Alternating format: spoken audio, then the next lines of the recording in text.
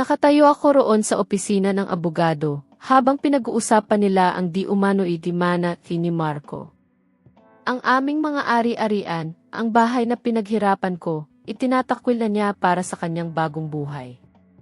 Si Doña Corazon, umiti pa. Akala nila ang pagiging tahimik ko ay kahinaan. Narinig ko ang lahat. Ang kanilang mga plano. Ngunit sa likod ng aking mga mata, may nasasaksihan akong mas malalim na babago sa lahat. Bago tayo magpatuloy, kung maaari, mag-subscribe ka sa channel at sabihin mo sa comments kung saan ka nakikinig ngayon, ikatutuwa ko talagang malaman iyon. Ako si Elena. 35 taong gulang. Isang pintor. 6 na buwan na ang lumipas mula nang matapos ang kasal ko sa papel. Pero hindi sa puso ko. 2 linggo pa lang ang nakalipas mula nang isilang ko ang aking munting liyam. Sa cesarean section, alam ninyo, ang sakit pa rin ang tahi ko.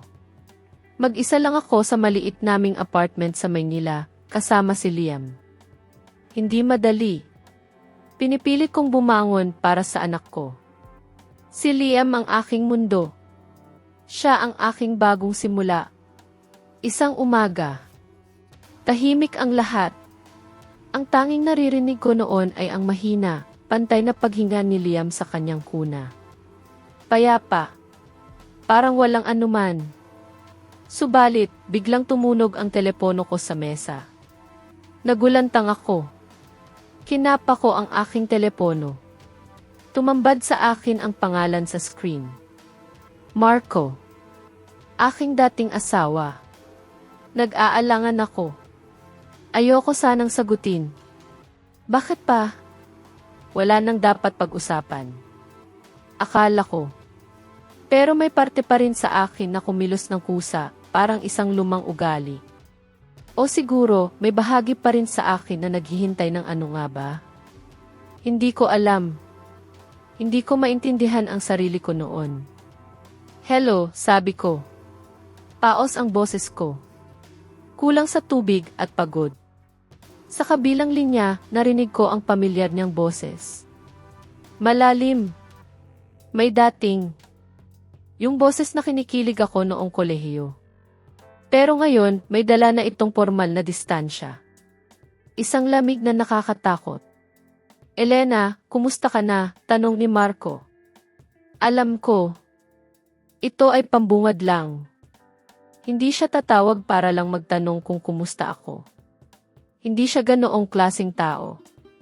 Lalo na't abala siya sa pagpapatakbo ng isang bilyonaryong real estate company. Buhay pa naman, maikli kong sagot. Hindi ko inaalis ang tingin ko sa dibdib ng anak ko na tumataas baba. Bakit ka napatawag? Alam kong abala ka. Narinig ko siyang tumawa ng bahagya sa kabilang linya. Yung tawa ng isang taong laging nakakalamang sa lahat ng usapan. Ang taray mo pa rin talaga, ano? Tumawag ako para magbalita. Kahit paano, naging mag-asawa tayo. Ayokong sa iba mo pa malaman. Hinigpitan ko ang hawak ko sa kumot. May kutob akong hindi maganda. Sa 12 ng susunod na buwan, ikakasal na kami ni Sofia sa The Peninsula. Gusto sana kitang imbitahan. Kahit hiwalay na, dapat magkaibigan pa rin tayo, di ba? Isang patalim. Ganoon ang pakiramdam ko. Isang patalim na humihiwa sa aking puso. Malinaw na malinaw ang bawat salita ni Marco. Siyempre, ikakasal na siya. Si Sofia, isang socialite. Anak ng mayaman. Bagay na bagay sa kanya. Nakakatulong pa sa negosyo niya.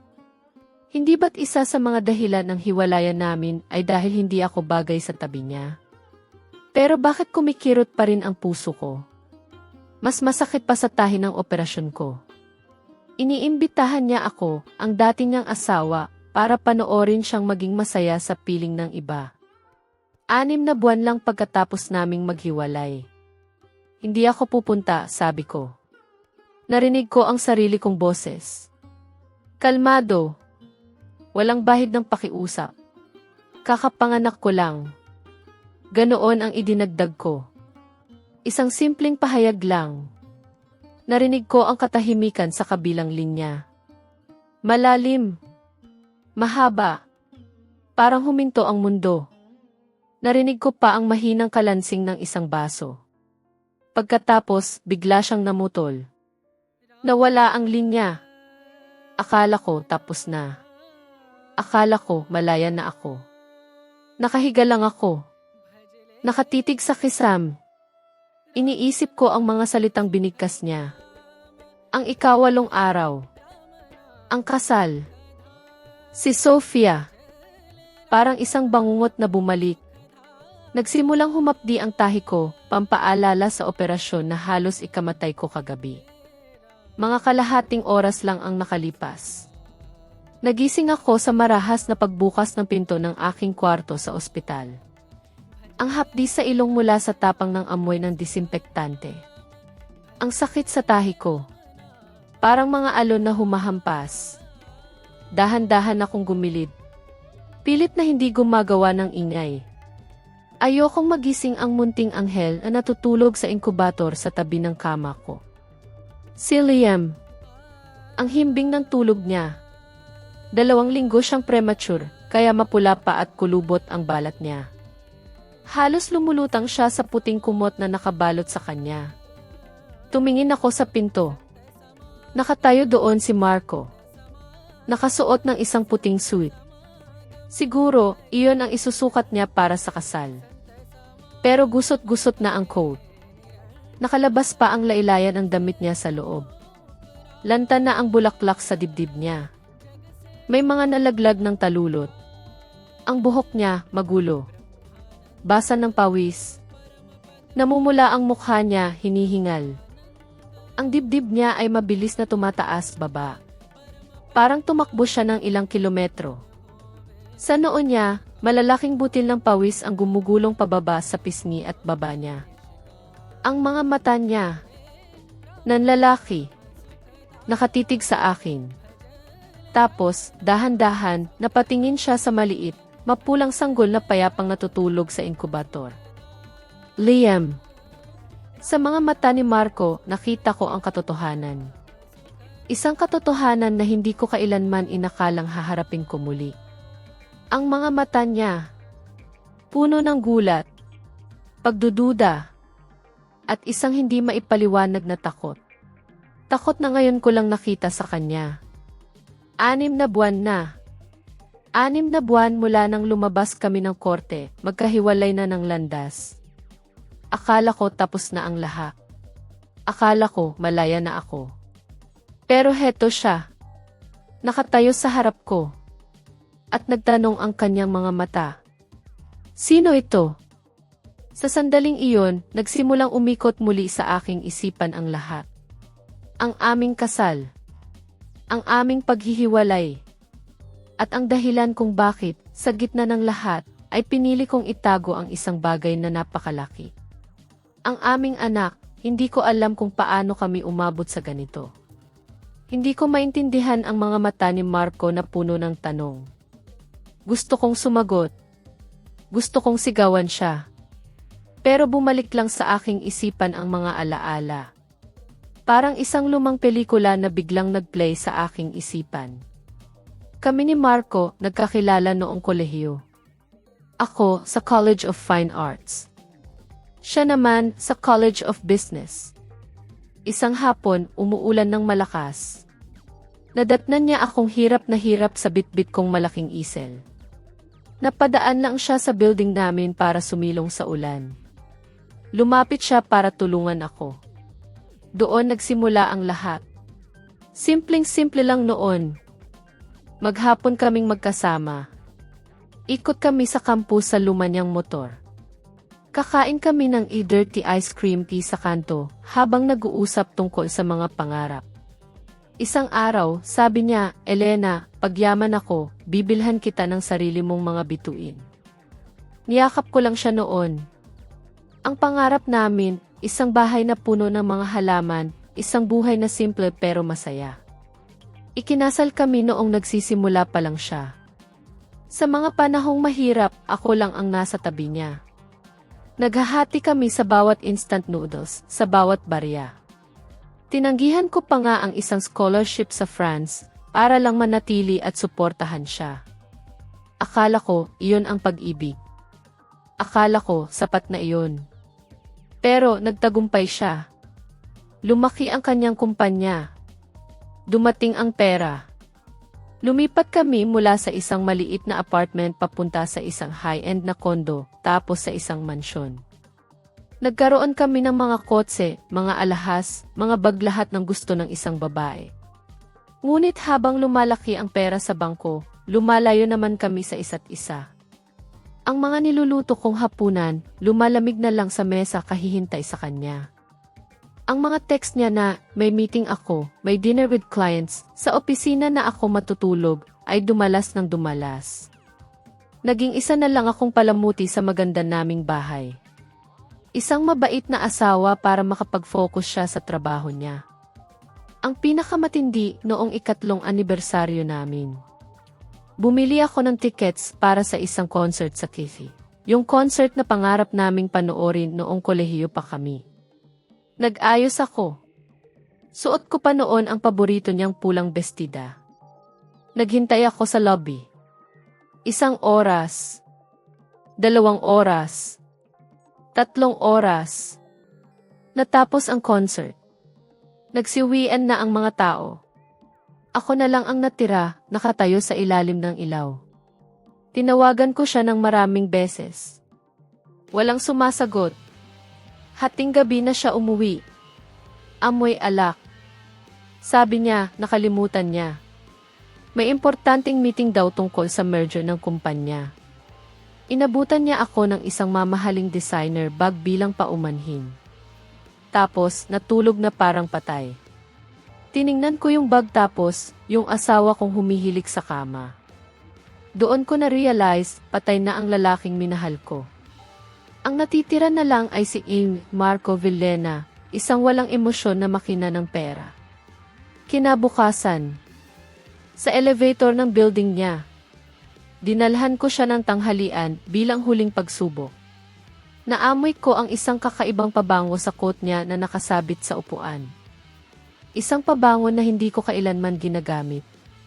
At nakita ko si Sofia, ang kanyang kalihim at partner sa negosyo, na lumabas mula sa opisina niya na may makahulugang ngiti. Doon ko na naintindihan. Yun na iyon. Nag-file ako ng annulment. Alam kong wala ng pag-asa. Wala ng pagmamahal. Ang desisyon ko ay matibay. Matapos ang lahat sa korte, nagkahiwalay kami. Ang aking puso na minsan ay puno ng pag-ibig ay unti-unting namanhid. Pagkatapos ng paghihiwalay, doon ko nalaman. Buntis ako. Isang bagong buhay sa gitna ng aking wasak na mundo. Sa simula, natakot ako. Paano? Mag-isa? Pero mas natakot ako sa iisang bagay.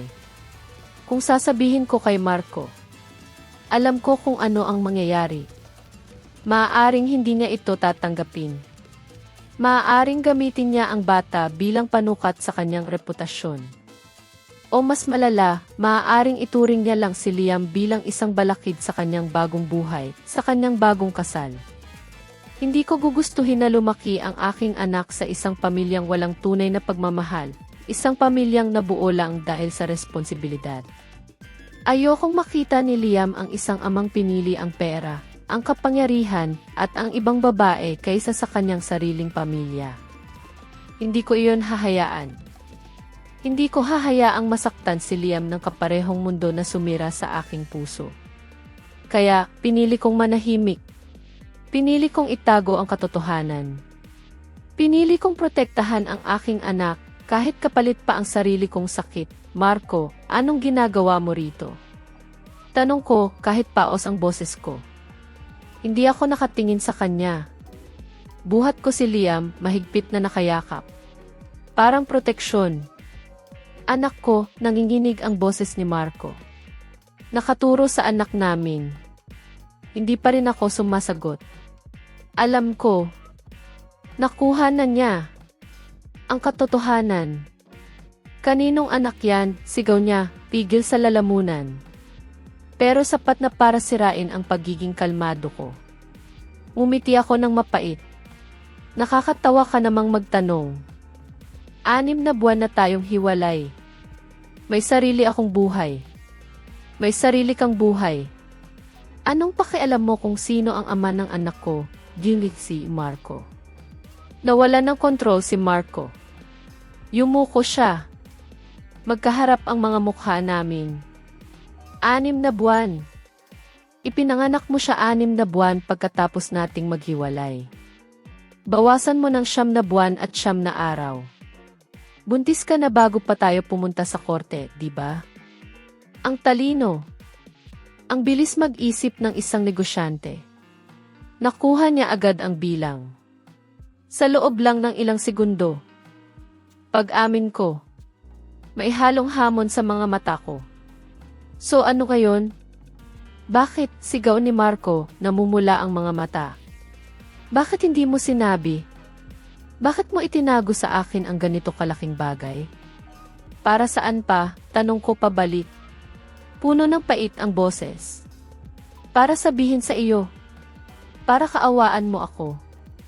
O para bigyan mo ako ng kaunting responsibilidad habang abala ka sa paghahanda para pakasalan yung prinsesa mo. Tiningnan ko siya, diretso sa mata. Noong araw na pumirma tayo ng papeles, anong sinabi mo? Sabi mo, kailangan mo ng asawang makakatulong sa karir mo. Hindi isang pintor na puro pangarap lang ang alam. Kailangan mo ng kalayaan. Kailangan mong umasenso. Binigay ko sa iyo ang kalayaan mo. Ano pa bang gusto mo?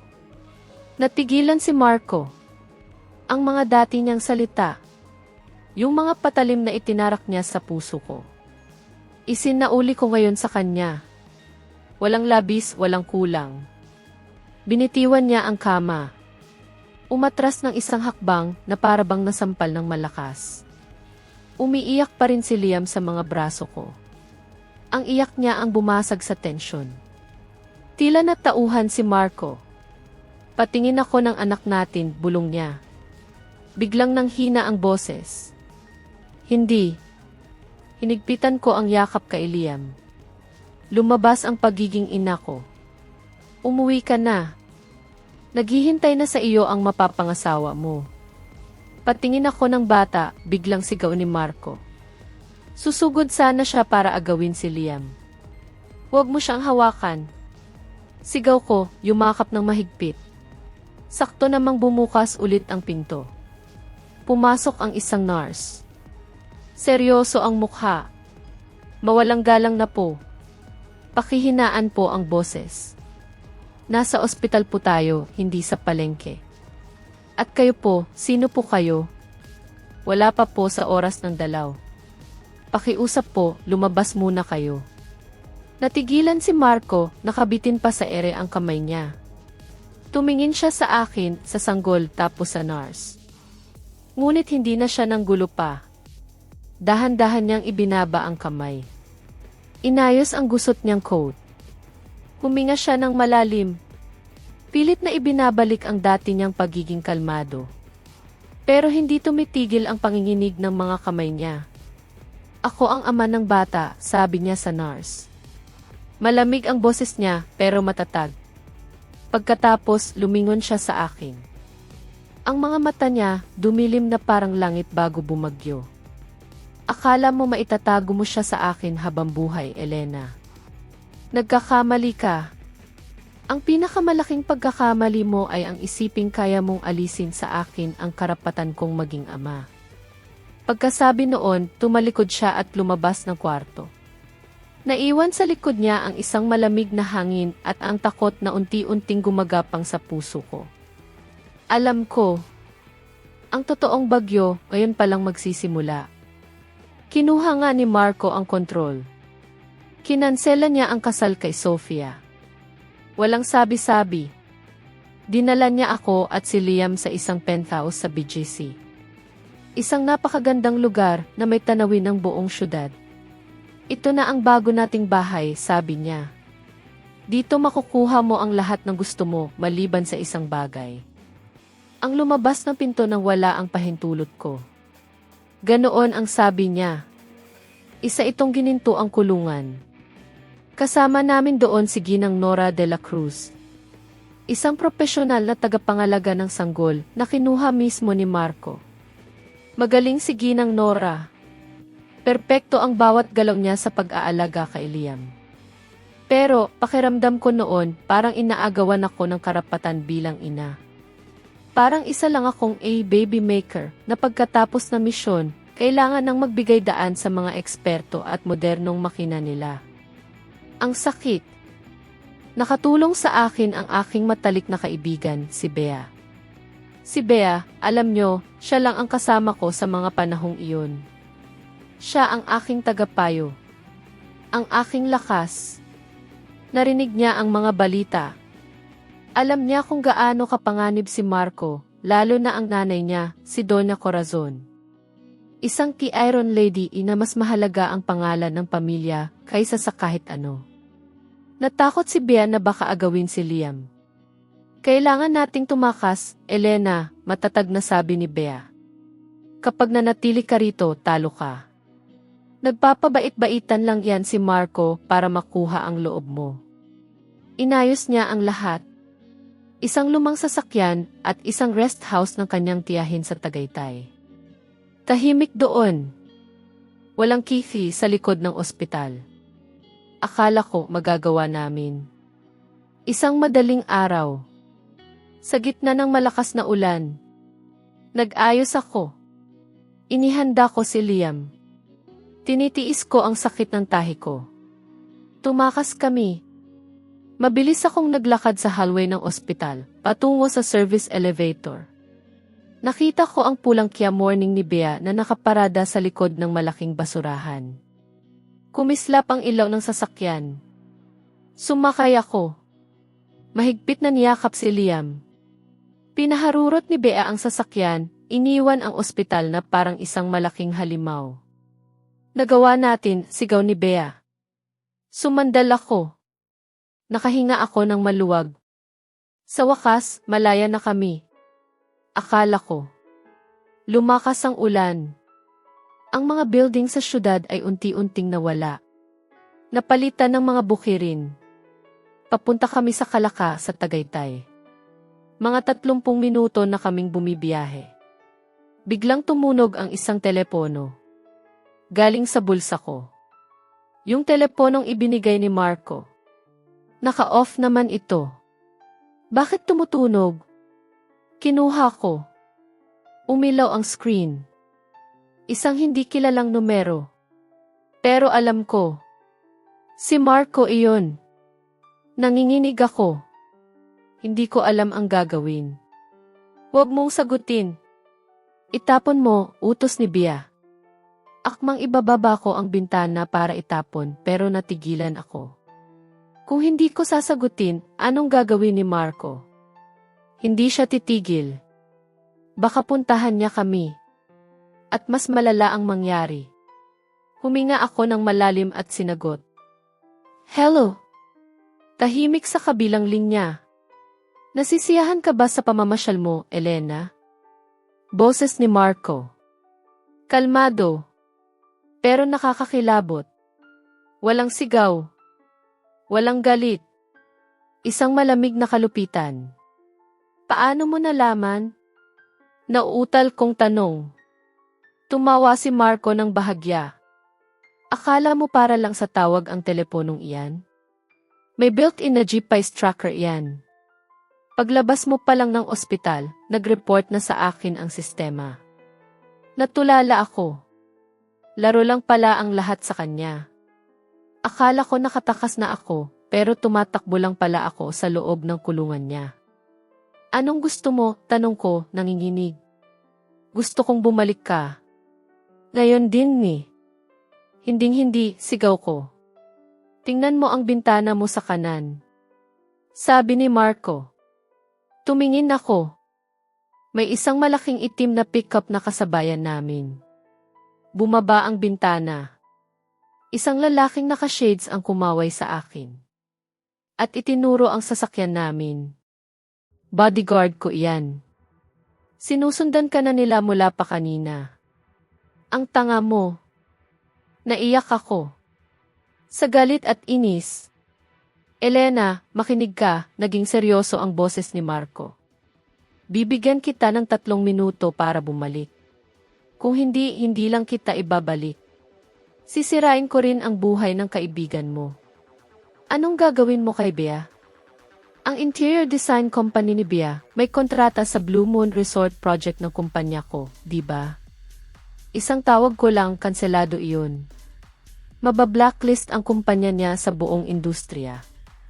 Gusto mong mabaon sa utang ang kaibigan mo dahil sa iyo. Ang banta ni Marco ay parang kulog. Alam kong kaya niyang gawin. Huwag, Marco. Parang awa mo na. Nagmamakaawa ako. Nasa iyo ang desisyon. Bumalik ka o panoorin mong masira ang kaibigan mo. 30 minuto. Magsisimula na ngayon. Pinatay niya ang tawag. Nanigas ako. Hawak ang telepono. Parang gumuho ang mundo ko. Si Bea, mahigpit ang hawak sa manibela. Narinig niya ang lahat. Huwag kang maniwala sa kanya, sabi ni Bea. Kahit mawala pa ang kontratang iyon, okay lang. Basta makatakas ka. Tiningnan ko si Bea. Alam kong handa siyang magsakripisyo para sa akin. Pero hindi ko kayang maging makasarili. Hindi pwede, Bea. Umiling ako. Hawak niya tayo sa lig. Gagamitin ka niya para pilitin ako. Talo na ako. Ibalik mo na ang sasakyan, Bea. Pakiusap. Nag-u-turn si Bea. Ang maliit na sasakyan ay bumalik sa daan patungong syudad kung saan naghihintay ang kulungan ko. Sa daan pabalik, naalala ko noong binigyan niya ako ng isang murang silver na kwintas na may hugis buwan. Sabi niya noon, kapag yumaman ako, ibibili kita ng sarili mong mga bituin. Pero sa ngayon, itong buwan muna. Ito ang magiging ilaw mo sa dilim. Itinapon ko ang kwintas na iyon noong naghiwalay kami. Akala ko na itapon ko na ang nakaraan. Ngayon, mayaman na siya. Pero ginagamit niya ang yaman niya para patayin ang ilaw ng kalayaan ko. Nakarating kami sa likod ng ospital. Nandoon ang itim na may batch ni Marco. Bumaba ako ng sasakyan. Malamig ang hangin. Bumukas ang pinto ng may batch. Lumabas si Marco. May hawak na sigarilyo. Sakto ka sa oras, sabi niya. Sinugod ni Bea si Marco, pero hinarangan siya ng mga bodyguard. Hayop ka. Wala kang hiya, sigaw ni Bea. Hindi pinansin ni Marco si Bea. Dapat magpasalamat ka kay Elena, sabi niya. Kung nahuli siya ng 2 minuto, abo na ang kumpanya mo. Sabi niya sa akin, ibigay mo sa akin ang bata. Umatras ako. Hindi. Ibigay mo ang bata, mariin niyang sabi. Gusto mong magkasakit ang anak mo. Isinuko ko si Liam sa kanya. Maingat niya itong kinuha. Sakay na. Uwi na tayo. Gusto kong kausapin si Bea, sabi ko. Hindi na kailangan, sabi ni Marco. Mula ngayon, hindi mo na siya kailangang makita. Ang mga kaibigang nag-udyok sa iyong iwan ang pamilya mo ay hindi mabuting impluensya. Wala kang karapatang pagbawalan ako. May karapatan ako, tiningnan niya ako sa mata, ang karapatan ng mas malakas. Sakay. Tinulak niya ako papasok ng sasakyan at isinara ang pinto. Nakita ko si Bea na umiiyak sa ilalim ng ulan. Dinala ako ni Marco sa isang penthouse sa BJC na may tanawin ng buong syudad. Ito na ang bago nating bahay, sabi niya. Dito makukuha mo ang lahat ng gusto mo, maliban sa isang bagay. Ang lumabas ng pinto nang wala ang pahintulot ko. Ito ang gininto ang kulungan ko. Ako, Elena, ay umupo sa gilid ng kama. Hawak ko ang aking dibdib. Kumakabog sa takot at konsensya. Nanginginig ang buong katawan ko. Alam kong panalo siya. Nakuha niya ang katawan ko. Pero ang puso ko, ang kalayaan ko, Wala na. Natulala lang ako sa kama. Ang tunog ng pagsara ng pinto ay umalinggaw pa rin sa isip ko. Ang malaking kwarto biglang naging napakasikip dahil sa nakakabinging katahimikan. Sa sandaling iyon, ako, si Elena, ay naramdaman na hindi ko ito kailanman matatakasan. At sa loob ng ginintuang kulungan na ito, ako ay nabubuhay. Ako lang ay nag-iisip, sana kung ako'y nakatakbo ng mas malayo pa. May mga araw na hinahangad ko sana, hindi na lang nangyari ang lahat. Kung minsan, naiisip ko, kung saan kaya ako ngayon kung hindi ko inuna ang kapakanan ni Bea. Kung ako'y nagpatigas ng puso. Pero hindi ko magawa. Dahil ako si Elena. At sa kabila ng lahat, alam kong hindi ko matatalikuran ang pagiging ako. Ang pagiging isang ina. Ang pagiging isang kaibigan. Ang pagiging isang tao, nakakulong ako. Sa isang malaking penthouse sa BJC. May mga mamahaling kasangkapan. May mga taong naghahatid ng pagkain. Lahat ng kailangan ko nandoon. Maliban sa isang bagay. Ang kalayaan ko. Para sa akin, mas masahol pa ito sa bilangguan. Dahil alam kong ang bawat dingding, ang bawat kagamitan, ay bayad ng taong umagaw sa kalayaan ko. Ginugol ko ang aking mga araw sa pagtingin sa mga mata ni Liam. Sa pag-aaral ng bawat galaw niya. Sa pagpinta. Nagpinta pa rin ako. Sa simula, lihim. Sa gabi. Kapag tulog na ang lahat. Ang bawat brushstroke ay nagpapahayag ng aking mga damdamin. Ang aking galit. Ang aking lungkot. Ang aking pag-asa para kay Liam. Para sa akin, ang bawat obra ay isang pagsigaw. Isang paraan para sabihin na buhay pa ako.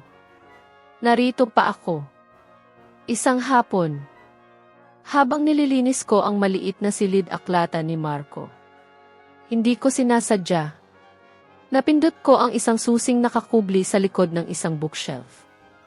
Bumukas ang isang bahagi ng dingding. Bumungad sa akin ang isang lumang ligtas na aparador.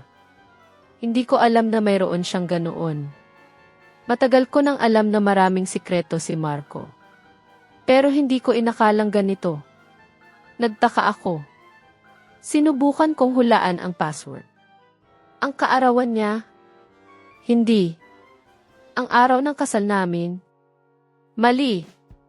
Naalala ko ang araw na una kaming nagkita. Setyembre 17. Bumukas ang ligtas na aparador.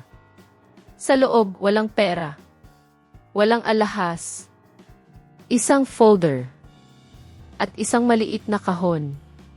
Binuksan ko ang kahon. Nandoon ang silver na kwintas na may hugis buwan. Ang kwintas na itinapon ko sa lawa matapos kaming maghiwalay. Paano niya ito nakuha? Paano niya ito itinago? Naghalo ang emosyon ko. Lungkot, gulat, at isang hindi maipaliwanag na tanong. Bakit? Binuksan ko ang folder. Isang dokumento. Isang trust fund. Halaga, 5 milyong piso. Para kay Liam Villena. Itinatag iyon noong isang araw lang. Bago pa kami umalis sa ospital.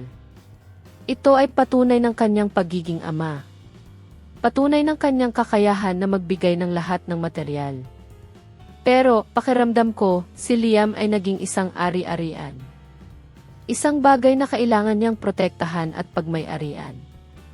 Nang gabing iyon, dumating si Marco. May dalang sobre. Nandito na ang result, masaya niyang sabi. 99.99% father-son relationship. Si Liam, anak ko talaga. Niyakap niya ako. Nanginginig ang kamay niya. Salamat, Elena. Magsimula tayo ulit. Tinulak ko siya. Hindi ako makasagot. Ang resulta ng EKG ay nagpapatunay lang na ama siya ni Liam sa dugo. Pero, kung karapat-dapat siyang maging ama, titingnan pa namin. Ano pa bang gusto mo? Sigaw niya, namumula ang mga mata. Gusto kong maintindihan mo na ang pagiging ama ay hindi pagbibigay lang ng pera, sigaw ko pabalik. Ito ay pag-aalaga, pagpupuyat, pagpapakita ng pagmamahal. Kaya mo ba iyon? O abala ka na naman sa mga meeting mo? Kailangan kong magtrabaho para sa inyo. Kung ganoon, sabi ko, yakapin mo ang pera mo. At mabuhay kang mag-isa. Pagkatapos ng matinding pag-aaway, nag-isip ako. Hindi ko kayang labanan si Marco sa korte para sa kustodya. Alam kong talo ako sa pera at kapangyarihan. Kaya gumawa ako ng isang desisyon. Masakit.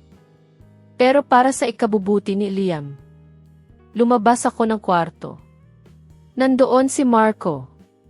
Nakaupo sa sala. Tahimik. Mag-usap tayo, sabi ko. May alok ako sa iyo. Isang kasunduan. Tumingin siya sa akin. Walang emosyon. Ibibigay ko sa iyo ang full custody. Pipirmahan ko ang lahat ng papel, sabi ko. Pinipigilan ang luha. Natigilan si Marco. Pero may kondisyon. Ako ang mag-aalaga sa kanya rito hanggang mag-3 taon siya. Sa loob ng 3 taon na iyon, hindi ka pwedeng makialam sa pagpapalaki ko sa kanya. Pagkatapos ng 3 taon, sa mismong kaarawan niya, aalis ako. Mawawala ako sa buhay ninyo ng tuluyan. Tahimik si Marco. Mahaba ang katahimikan. Bakit 3 taon? Tanong niya. Dahil iyon ang pinakaimportanteng taon sa isang bata. Kailangan niya ang ina niya. Pagkatapos noon, kapag matatag na siya, aalis na ako para hindi na kita guluhin pa. Pumayag si Marco. CJ, 3 taon. Bumalik ako sa kwarto. Niyakap ko ang anak ko at umiyak ng umiyak. Patawarin mo si mama, anak, bulong ko. Sa labas, nakaupo si Marco sa dilim. Panalo siya. Nakuha niya ang anak niya. Nakuha niya ang 3 taon. Pero bakit pakiramdam ko, mas malaki ang nawala sa kanya? Pakiramdam ko, nakuha niya ang aking katawan. Pero tuluyan nang nawala ang puso ng babaeng minahal niya. Ang ilaw sa penthouse na ito ay magliliwanag lamang sa loob ng 3 taon. Para sa isang pamilyang binuo ng isang kasunduan. Isang pamilyang peke, ang unang taon ay lumipas sa isang nakakasakal na katahimikan. Naging parang 2 kasosyo kami sa negosyo na may iisang proyekto. Si Liam. May mga patakaran kaming hindi namin pinag-usapan pero pareho naming sinusunod. Hiwalay ang aming mga kwarto. Hindi kami nag-uusap maliban kung tungkol kay Liam. Kumakain kami sa iisang mesa pero parang may malaking pader na naghihiwalay sa amin. Si Marco. Ginawa niya ang lahat para maging isang mabuting ama sa paraang alam niya. Dinadalhan niya si Liam ng mga laruan mula sa ibang bansa. Mga damit mula sa sikat na designer. At lahat ng klase ng makabagong kagamitan na maiisip mo. Para sa kanya, ito ang pagmamahal. Ito ang responsibilidad. Pero ako, mas gusto kong basahan ng kwento si Liam. Awitan siya ng mga lumang pambatang kanta. At dalhin siya sa balkonahe para panoorin ang mga bangka sa lawa. 2 kaming mundo. Pilit na pinagsasama para sa isang bata. Nakikita ko ang effort ni Marco. Pero para sa akin, ang lahat ng iyon ay pagbabayad. Isang paraan para maibsan ang konsensya niya. Hindi ko pa rin makalimutan ang mga araw na mag-isa ako. Si Ginang Nora de la Cruz. Nandoon siya para tumulong. Mahusay siya. Pero sa puso ko, pakiramdam ko, may kulang. May kulang sa init. Sa init ng pagmamahal ng isang ina. Nagsimulang magbago si Marco. Hindi biglaan. Unti-unti. Parang ilaw na dahan-dahang lumiliwanag. Sa simula, ang kanyang mga pagsisikap ay nakakatawa. Vong-vong. Hindi pa siya sanay. Nakita ko siyang hirap na hirap sa pagbuhat kay Liam. Ang malalaki niyang kamay, na sanay pumirma ng bilyon-bilyong kontrata, ay nanginginig habang inaalalayan ang maliit na ulo ni Liam. Minsan, isang gabi, nakita ko siyang palihim na inilagay ang daliri niya sa palad ng anak namin. Kahit tulog, walang malay na hinawakan ni Liam ang daliri ng kanyang ama. Natigilan si Marco. Isang bihirang ngiti ang sumilay sa kanyang mga labi. Sa sandaling iyon, mukha siyang napakabait. Napakalapit. Naalala ko ang binatang estudyante na nangakong bubuo kami ng isang masayang pamilya. Ang higpit ng kapit niya, bulong ni Marco sa akin. Nagniningning ang mga mata sa tuwa. Siguradong magiging matapang itong batang ito paglaki. Hindi ko sinasadya. Mana sa iyo, bigla kong nasabi. At agad kong pinagsisihan. Tiningnan ako ni Marco. Lumambot ang kanyang tingin. Elena, alam kong galit ka pa rin sa akin, pero gusto ko talagang maging normal tayo para sa anak natin. Akala mo ba ganoon lang kadali iyon? Umiwas ako ng tingin. Ang sugat sa puso ay hindi basta-basta naghihilom. Maghihintay ako, matatag sabi ni Marco. Patutunayan ko sa iyo na nagbago na ako. Ang mga salita niya, nagpagulo sa damdamin ko. May mga pagkakataong, habang pinapanood ko siyang hirap na magpalit ng lampin. Habang pinapanood ko siyang magising sa gitna ng gabi kapag umiiyak si Liam. Muntik na akong sumuko. Muntik na akong maniwala sa larawan ng masayang pamilya na iginuguhit niya. Pero ang mga walang tigil na tawag sa trabaho. Ang mga malamig niyang utos sa kanyang mga empleyado. Ang mga gabi na matagal pa rin siyang umuuwi. Ibinabalik ako sa katotohanan. Siya pa rin si Marco Villena. Ambisyoso. Dominante. Ang pagbabagong ito ay pansamantala lamang. Isang bugso ng damdamin ng isang lalaking unang beses naging ama. Kapag nawala na ang pananabik, kapag bumalik na ang stress sa trabaho, magkakaroon pa kaya siya ng pasensya na umupo at panoorin ang anak naming matulog? O babalik na naman siya sa kanyang mga bagong proyekto? Iiwan kaming mag-ina sa malamig na mansyon. Hindi ko kayang isugal ang buhay ko at ng anak ko sa isang napakarupok na paniniwala. Ang ikalawang taon ay lumipas ng mabilis. Patuloy ang aming tahimik na pamumuhay sa penthouse. Naging masigla si Liam. Ang kanyang mga mata, puno ng kuryosidad sa bawat bagay na nakikita niya. At sa panahong iyon, nagsimula siyang magsalita. Ang una niyang salita ay Mama. Isang maliit, malinaw na tunog. Parang isang musika sa aking pandinig. Hindi ko maipaliwanag ang kaligayahan ko noon. Niyakap ko siya ng mahigpit, halos hindi ko na siya mabitawan. Si Liam. Siya ang aking pag-asa. Siya ang aking buhay. Ang bawat umaga na gumigising siya at ngingiti sa akin ay isang bagong simula. Pero mayroong isang salita na nagpabago sa lahat. Isang hapon. Habang karga siya ni Marco. Naglalaro sila noon sa sala, gamit ang mga mamahaling laruan na binili ni Marco sa ibang bansa. Ngunit alam kong mas gusto ni Liam ang simpleng pagtakbo at paghabol sa kanya. Biglang itinuro ni Liam ang mukha ni Marco. At sinabi niya ang salitang iyon. Papa. Natigilan si Marco. Nakatayo lang siya roon, hawak si Liam. Ang kanyang mga mata. Malaki. Puno ng gulat. At pagkatapos, dahan-dahan, sumilay sa kanyang labi ang isang ngiti. Isang ngiti na matagal ko nang hindi nakikita. Isang ngiti na parang bata. Isang ngiti na totoo. Walang halong pagpapanggap. Walang bahid ng anumang kalkulasyon. Iyon ang unang pagkakataon na nakita kong ganoon ang ngiti ni Marco. Parang biglang bumalik ang dating Marco. Ang dating Marco na minahal ko noong kolehiyo. Mula noon, nagbago si Marco. Hindi biglaan, alam ninyo. Unti-unti. Pero totoo. Parang isang maliit na bukal na nagsisimulang umagos hanggang sa lumalim at lumawak. Umuuwi na siya ng maaga.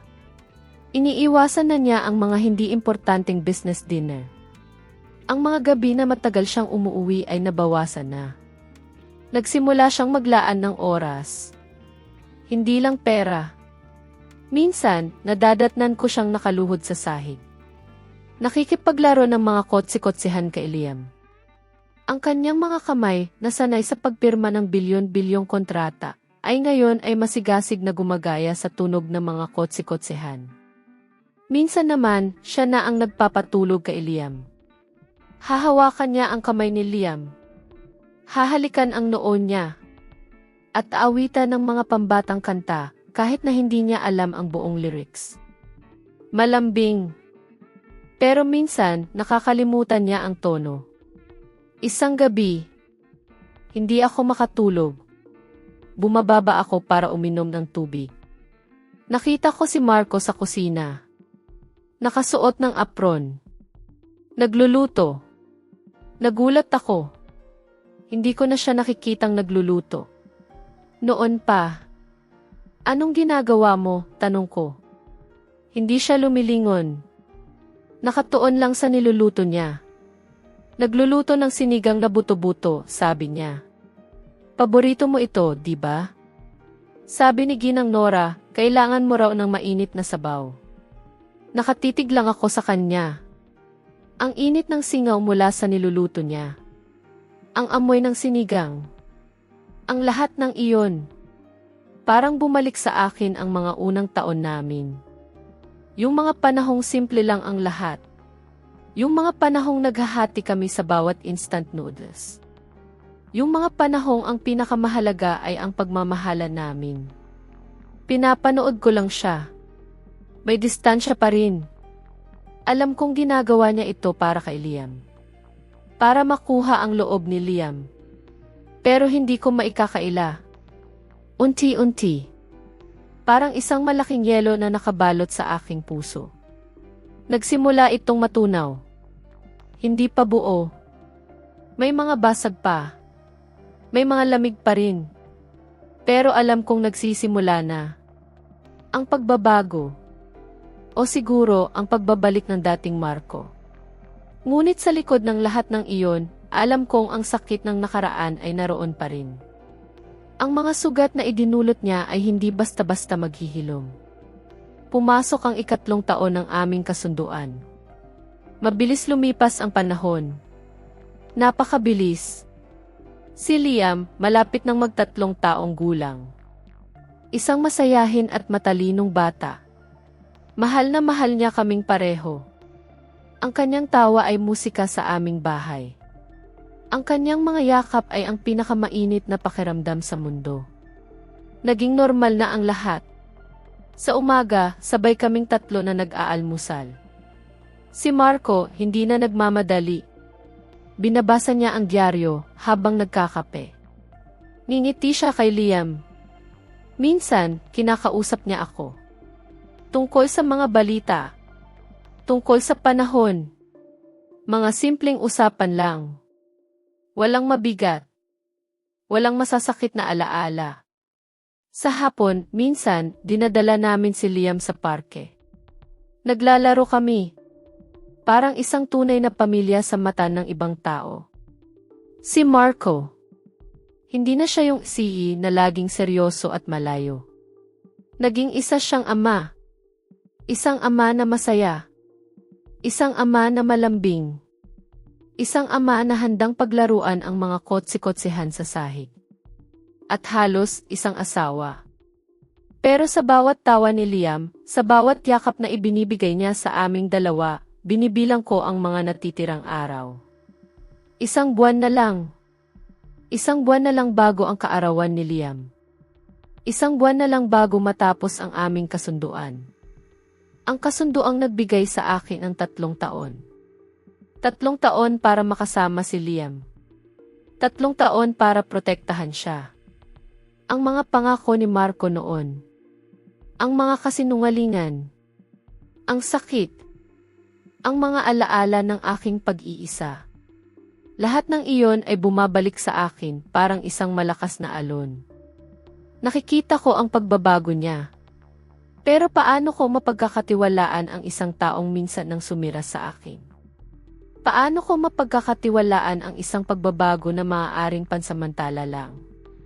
Isang bugso ng damdamin ng isang lalaking unang beses naging ama. Isang hapon bago matapos ang aming kasunduan. Isang buwan na lang. Nagdala si Marco ng isang mangkok ng lugaw. Pinaluto ko sa private chef natin, sabi niya. Kainin mo habang mainit pa. Inalok niya ako. Hinipan pa ang bawat kutsara bago isubo sa akin. Tiningnan ko ang lugaw. Tapos siya. Ang ganitong pag-aalaga. Kung dati, iiyak ako sa tuwa. Pero ngayon, nakokonsensya lang ako. Malapit ko na siyang lokohin.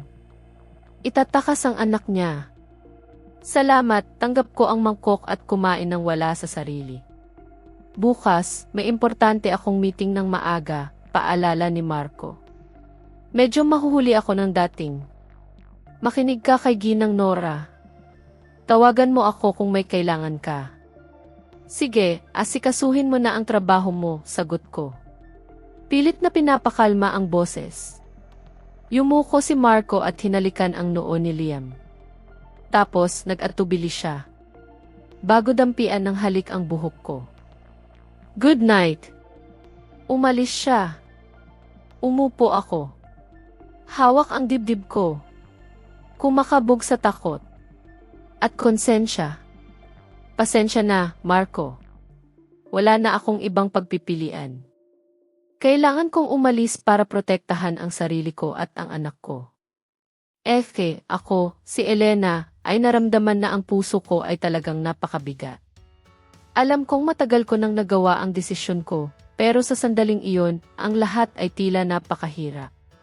Kung ikaw ay nakikinig pa hanggang dito, pakitulungan mo akong mag-comment ng numero 1 sa ibaba, para malaman kung may kasama pa rin ako sa paglalakbay na ito ng damdamin. Ang iyong presensya ang pinakamalaking inspirasyon upang maipagpatuloy ko ang huling bahagi. Hindi ako makatulog ng gabing iyon. Ang mga salita ni Marco. Ang kanyang pag-aalaga. Ang kanyang ngiti. Lahat ng iyon ay umikot sa aking isipan, parang isang pelikula na ayaw matapos. Hating gabi na. Narinig ko ang mahinang pagbukas ng pinto. Si Marco. Nakita ko siyang papalapit sa balkonahe. Lumabas din ako. Tahimik kaming dalawa. Nakatingin sa mga ilaw ng syudad.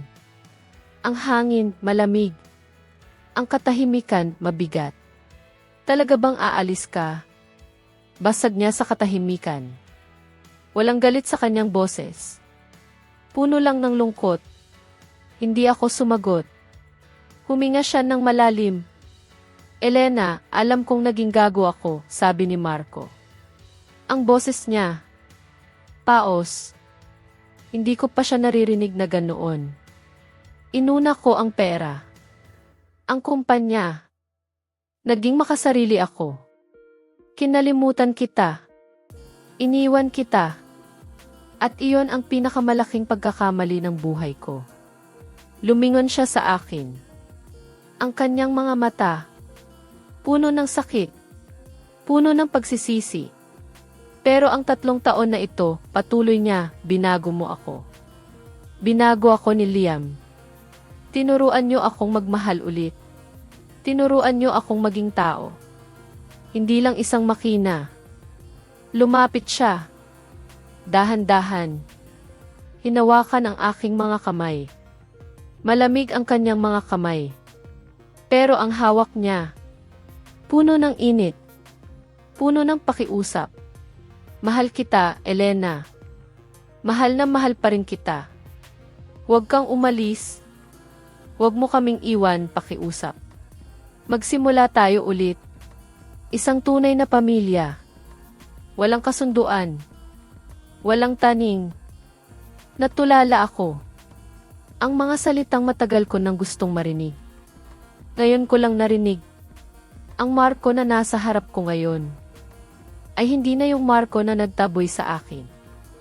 Ito na yung Marco na minahal ko noon. Mas matatag. Mas buo. Pero, ang sakit, ang mga sugat, nandoon pa rin.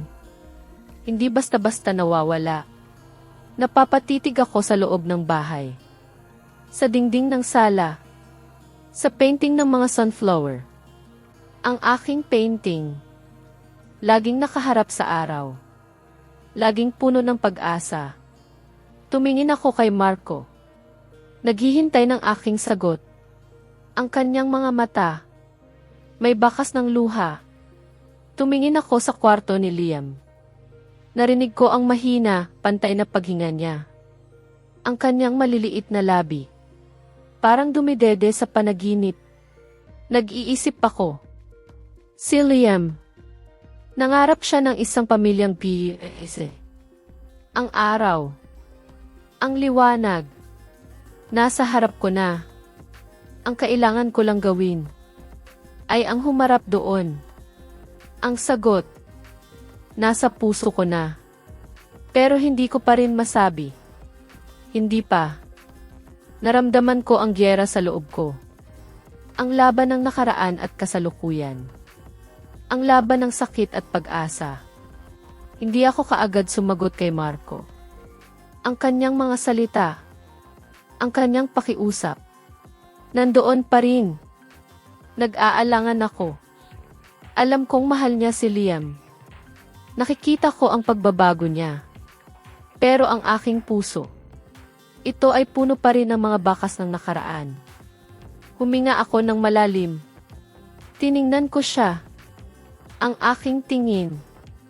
Kalmado. Matatag. Hindi na ako ang dating Elena na basta na lang sumusunod. Hindi na ako ang dating Elena na takot magsalita. Marco, sabi ko. Ang aking boses. Mahina. Pero puno ng kapangyarihan. Naniniwala ako na nagbago ka. Naniniwala rin ako na si Liam ang nagdala ng liwanag sa buhay mo. Pero ang mga sugat, hindi ito basta-basta gumagaling sa isang salita. At ang isang tunay na pamilya, hindi ito nabubuo sa isang kasunduan o sa isang pagkontrol. Huminga ako muli.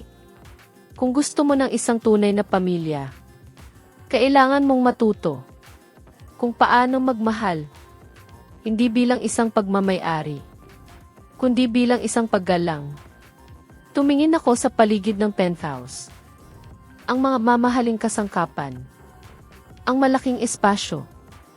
Hindi ako aalis. Dahil kailangan ni Liam ng ina at ama. Pero hindi na ako maninirahan sa ginintuang kulungan na ito.